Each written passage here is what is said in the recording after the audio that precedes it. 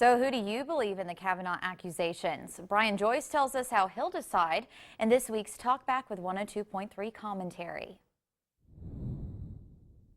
The battle over Supreme Court nominee Brett Kavanaugh continues. Kavanaugh is now accused of sexually assaulting 2 women in the 1980s. The question is, who's telling the truth?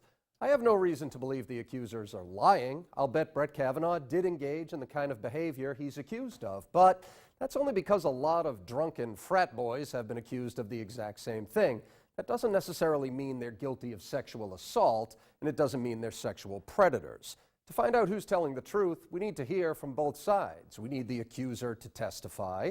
I know she may not want to, but when you bring charges against somebody in this country, you do have to back up those charges. You have to testify. If there's no testimony and no witnesses, you don't have a case.